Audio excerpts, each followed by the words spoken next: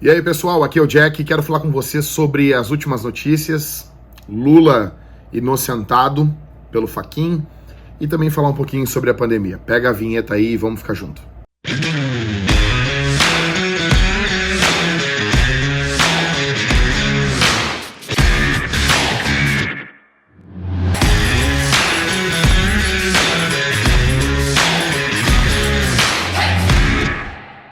Pessoal, é o seguinte, eu tô para gravar esse vídeo já faz um tempinho, faz uns 2, 3 dias, e agora tem uma notícia junto para encaixar aí no vídeo, né? Então, o Lula foi solto, Fachin inocentou ele de todas as acusações da Lava Jato, e ele está agora virtualmente, acho que é assim que fala, tendo uma provável candidatura para 2022, né?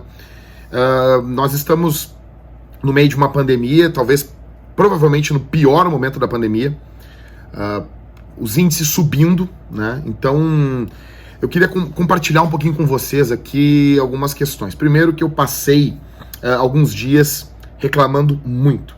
Dias de muita murmuração, reclamando dos políticos, falando mal, irritado com o meu governador aqui, o governador Eduardo Leite, irritado com a forma como as coisas estão sendo conduzidas. Eu ainda estou irritado, e talvez, se você está irritado, é interessante você ver esse vídeo aqui para ouvir um pouquinho o que você tem que fazer no meio de tudo isso, né?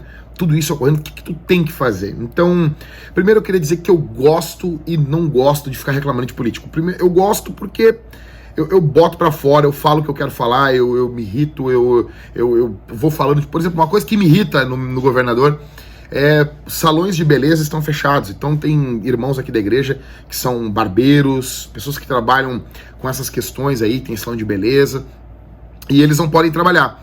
Mas o governador nunca aparece com cabelo grande, com a barba grande. Então, como que ele faz isso, né? Alguém trabalha pra ele, esse alguém pode trabalhar pra ele. Então, coisas assim, essa hipocrisia me irrita muito no meio dos políticos, muito mesmo. Então eu gosto de reclamar por um lado, por outro lado eu não gosto de ficar reclamando, por quê? Porque não muda nada. E eu gosto de fazer coisa que muda, coisa que adianta, eu sou um cara prático, entendeu? Então eu quero fazer coisas que, assim, ó, isso vai mudar a minha vida, isso vai mudar a vida da minha esposa, da minha filha, não que criticar em alguns momentos não seja importante, porque é importante, tá? Mas não quer dizer que ficar criticando o tempo todo, paralisar a vida, dedicar a vida para esse tipo de coisa, né? Eu acredito que não muda nada, né? Minha concepção, tá bom? Então, e agora com a questão da anulação dos processos do Lula, né? Eu sempre fui um antipetista. Eu tenho vídeo aqui no canal falando sobre isso, vídeo antigo, né? Lá de 2016. Então, falando sobre isso, contando um pouquinho da história, eu não vou repetir aqui por que eu sou um antipetista, né? Então, eu sempre fui muito mais antipetista do que defensor de qualquer candidato, tá bom?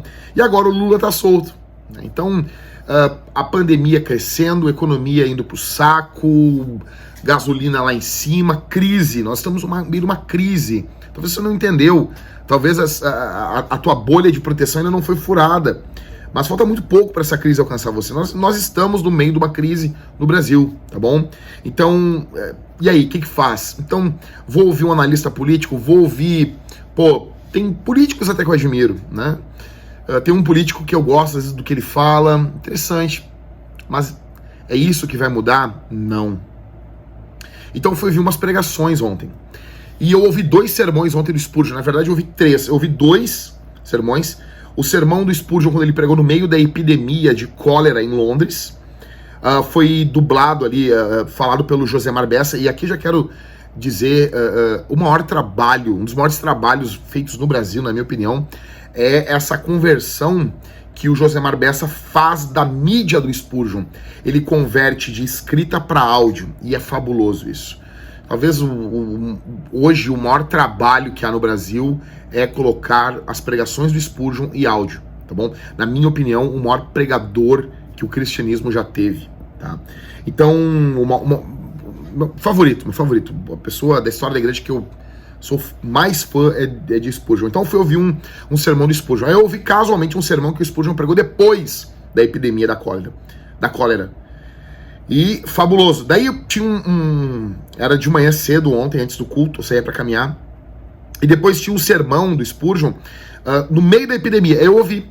Aí eu vi esse no meio da epidemia, eu vi ele 2 vezes ontem. Então ontem eu vi 3 sermões do Spurgeon, um repetido 2 vezes, que eu ouvi depois com a minha esposa, e foi esse, né, no meio da epidemia, e o Spurgeon pregando no meio da epidemia em Londres. Ele diz, na última semana em Londres, morreram 1.200 pessoas.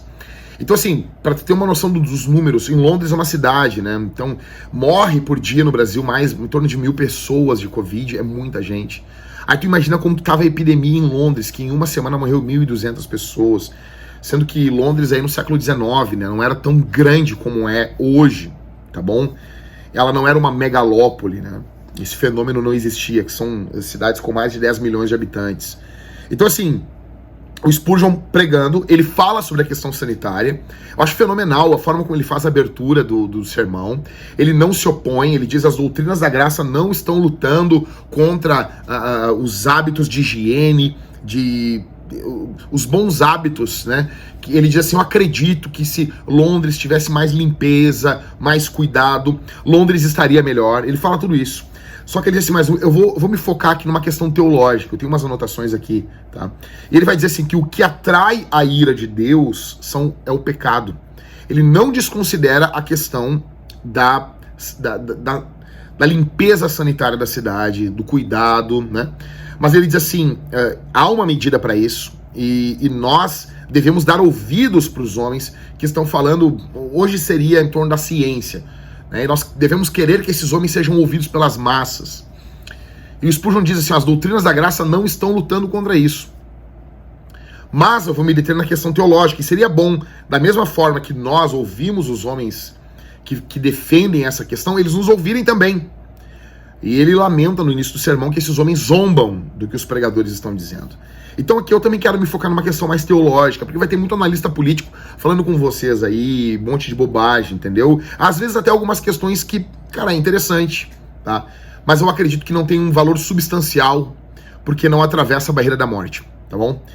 Então é importante a gente ouvir esses caras, alguns deles, mas eu gostaria muito que você prestasse bastante atenção aqui. Então, primeiro aqui, o que atrai a ira de Deus é o pecado, tá? Então, o pecado atrai a ira de Deus. Isaías 59:2 diz que os nossos pecados, eles fazem divisão entre nós e o Senhor. Então, assim, o pecado, ele é algo que atrai Deus de forma irada. Tanto que Spurgeon vai dizer que Deus estava caminhando nas ruas de Londres, no seu cinto, com as chaves da morte, e ele ia caminhando, ele ia tirando a vida das pessoas. Então, não foi... Spurgeon diz que não é a cólera que está nos matando, que está fazendo isso, é Deus. A vara não está fazendo, é Deus que está usando a vara. Então, eu queria dizer para vocês assim, Deus está irado com os pecados que são cometidos livremente no nosso país. Nós temos as mãos sujas de sangue. Nós temos a família totalmente desestruturada. Os defensores da família defendem a família nas redes sociais, mas não defendem as suas famílias. Então nós temos uma crise moral, uma crise política, uma crise religiosa. Lobos. Nunca tivemos a quantidade tão grande de lobos no meio do rebanho de Deus. Lobos, lobos, lobos e lobos. Então assim, a situação que nós estamos vivendo é terrível. Então, e daí quando tu vai conhecer alguns homens piedosos, e tu pergunta pra eles assim, ok, meu irmão, homens com um pouco mais de luz, um pouquinho mais de luz na mente. Aí tu vai conhecer a vida deles devocional, uma vida anêmica. Uma vida sem oração, sem meditação na palavra. Então assim, nós estamos com pouquíssimas pessoas que podem fazer alguma coisa nesse país. Políticos não podem. Eles podem ajudar. Nós podemos orar por eles, devemos. Mas uma mudança substancial... O Brasil... Quantos anos tem o país? Nosso país tem praticamente mais de 500 anos. De independência, mais de 100 anos. De república, né? Até é engraçado isso, mas não vem ao tempo, não vem ao caso aqui. Então, o que precisamos? Nós precisamos de novo, eu escrevi aqui, nós precisamos que os púlpitos voltem a tremer com pregações contra o pecado e um chamado para o povo ao arrependimento. Nós precisamos que os púlpitos voltem a proclamar Jesus. Jesus precisa ser entronizado nos púlpitos. A solução não está em Brasília, a solução está com a igreja. A igreja precisa ser voz profética para esse país. A igreja precisa ser voz profética. O apóstolo Pedro diz que é inevitável que venha o juízo, e esse juízo vai começar pela casa de Deus. Deus está limpando a sua igreja. Tem um tema, porque eu amo a igreja, isso dói meu coração falar isso, mas a impressão que dá é que Deus está levantando e mostrando a sujeira de algumas igrejas do Brasil. Então é terrível isso. Nós temos uma quantidade de lobos enormes no meio das igrejas. Nós temos uma quantidade gigantesca de homens que não leem as escrituras com a sua família, não tem uma vida devocional, não tem uma vida com Deus. Porque o diabo vai querer colocar em você que você tem que entrar pelo ramo do ativismo, e isso é mais urgente do que sua vida com Deus. E você não consegue ficar de pé diante dos homens se você não ficar prostrado antes diante de Deus. E isso diariamente. João Calvino fala nas Institutas, no volume 4, capítulo 20, seção 25. Ele diz o seguinte: aqueles que governam para o bem público são verdadeiros exemplares e espécimes desta sua benevolência, da benevolência de Deus. Os que, porém, dominam de forma injusta e imoderadamente, esses foram suscitados por Deus para punir-se a iniquidade do povo. Maus governadores, é um juízo de Deus. Maus ministros na igreja, maus ministros do evangelho, é um juízo de Deus sobre o povo.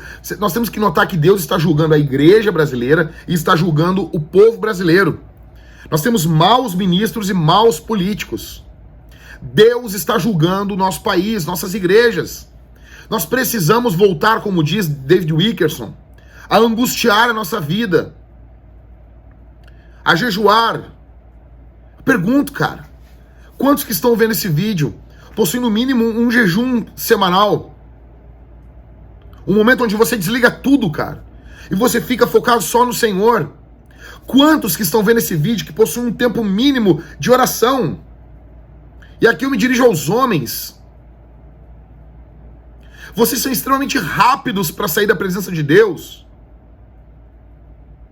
Nós temos pregadores do Brasil que eles não oram antes de pregar. Se tornaram profissionais. Aí perguntamos por que as coisas estão desse jeito. Deus, isso dói meu coração dizer.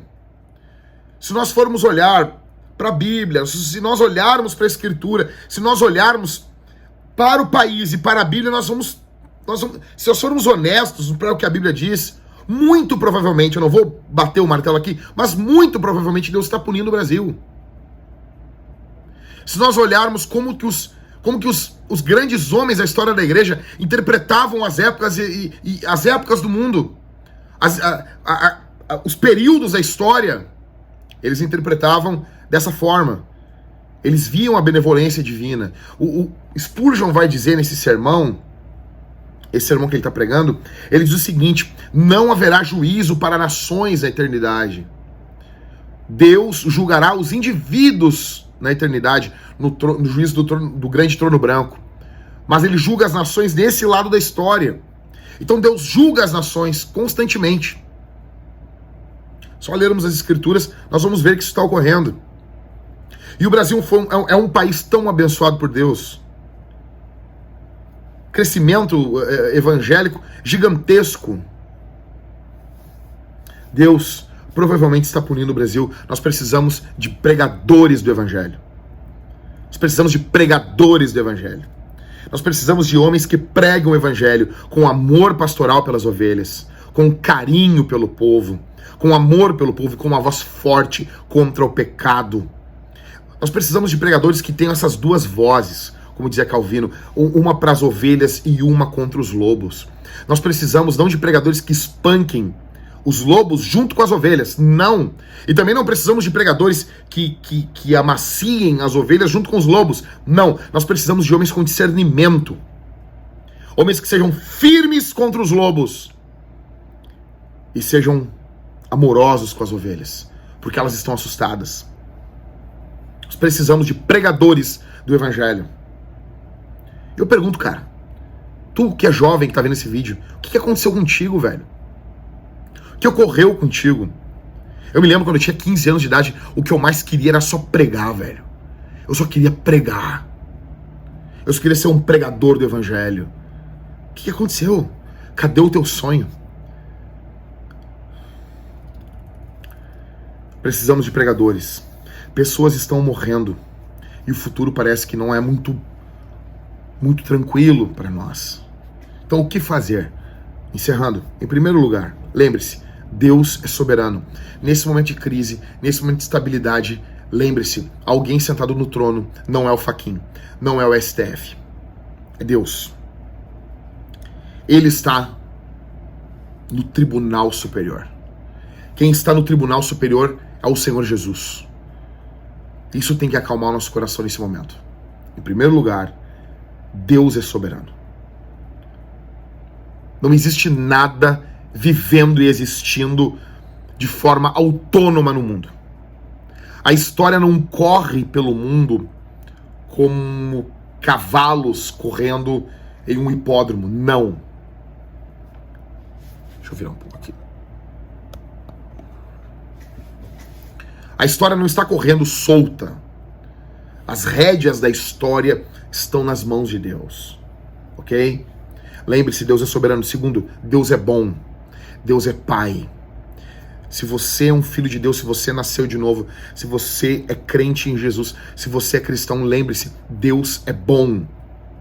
Deus é misericordioso, bondoso. Deus, ele não apenas é soberano, mas ele é bom. E os seus atos, ainda que no primeiro momento eles transmitam dureza, esses atos vêm de um Deus que é bom, é Pai. Em terceiro, Deus é imutável. Então, essa tríplice verdade é o que sempre nós lembramos aqui em casa. Minha esposa que me ensinou isso. Ela sempre diz que o que conforta ela é que Deus é soberano, mas não adianta só ser soberano e não ser bom. Porque Deus podia ser soberano, mas ser um crápula. Mas não, ele é bom. Tá, mas não adianta ser soberano e bom se ele um dia mudar. Mas ele não muda. Ou seja, ele vai ser sempre soberano e sempre bom. Ele não muda. Portanto, o que a gente faz? Meu velho, agora é a hora de pregarmos o evangelho. Se você é crente, o Espírito Santo botou você para ver esse vídeo, cara, vamos deixar para os analistas políticos conversar sobre isso. Vamos conversar, podemos conversar tudo. A questão da eleição de 2022, meu, vai ter muito ódio nesse país, velho. Vai ter muito ódio nesse Brasil. Homem, você precisa ser cheio do Espírito. Você precisa ser cheio de Deus. E as batalhas que nós conquistamos diariamente, nós vencemos elas de joelho. Nós vencemos as batalhas de joelho e depois ficamos de pé diante dos homens. Cara, escuta o que eu tô falando. Escuta isso. Pregue o evangelho. Agora era o momento de nós estarmos pregando muito mais o evangelho. As pessoas estão desesperadas. Elas não encontram prazer em nada. E eu não sei vocês, cara, mas eu tô com uma expectativa imensa para quando encerrar a pandemia. Vai demorar um pouco ainda. Alguns prognósticos dizem que é metade, julho de 2022. E não vai passar de julho porque vai começar as eleições lá em julho, as propagandas políticas. Vocês acham que pandemia vai invadir a eleição? Não. Então, vem dias complicados, ainda mais um ano pela frente, bem complicado. Mas eu tô com expectativa que a igreja saia de tudo isso mais madura, mais santa, mais bela. Haverão ainda os lobos no meio? Sim, haverão. Mas eu creio que a igreja pode sair disso muito mais forte. E aí, mas como? Começa contigo. Você é um membro do corpo de Cristo. Como que a igreja está? Me responda, cara. Depende. Como que a igreja está, pastor? Depende. Como que tu tá? Como que tu tá? Como que a tua vida tá? Ok? Deus é soberano. Deus é bom. Deus é imutável. Portanto, pregue o evangelho. Pregue o evangelho. Anuncie o evangelho. Pregue o evangelho. Não passe uma semana sem pregar o evangelho. Ok, pessoal? Vou ficando por aqui. Lembrete-se, aqui na descrição do vídeo, canal do Telegram, Pastor Jack /Clube da Luta. Entra lá, velho. Quase todos os dias eu mando mensagens no nosso canal do Telegram. Estamos indo para 5.000 homens e tá brutal demais. Segundo lembrete, comunidade Homens Fortes. Entra aqui na descrição do vídeo para conhecer o que é a comunidade Homens Fortes. Jack, tenho sido abençoado, gostaria de andar, ser discipulado, andar contigo. Cara, entra lá, velho. Entra lá. Não é um discipulado, o discipulado tem que correr na igreja local, mas é uma forma de você conhecer mais a Jesus. Semanalmente, uma palestra semanal, material de apoio, um mini documentário mensal, mais live e mais um monte de coisa. Mais um acesso ao grupo do Facebook, bastante coisa, cara. Entra lá, tá bom? Entra lá. E se você tem sido abençoado, você acompanhou o vídeo até aqui, Jack, tem sido abençoado pela tua vida, cara, considere retribuir isso através de uma oferta. Não paga nada, tu não é obrigado a pagar nada, tá bom? Tu não é obrigado. Não tô prometendo nada aqui. Se você quer apenas patrocinar assim, Jack, eu quero que tu continue fazendo o que tu já tá fazendo. Entra aqui embaixo, na descrição do vídeo, ou se tu estiver vendo esse vídeo aqui pelo Instagram, na descrição aqui, na bio do meu Instagram. Se for no YouTube, aqui embaixo, vai ter como você enviar uma oferta ou por Pix, ou pelas contas, ou se tornando aí um apoiador do Apoia-se, alguém que vai se juntar a nós através do Apoia-se, tá bom? Tem várias formas de você se juntar a nós. Vou ficando por aqui, cara. Daqui a pouco a gente volta. Talvez a gente crie até um jornal aqui no canal. Eu sempre quis fazer isso, né? Missão News, Missional News, não sei, tá bom? Vamos lá, um abraço, falou!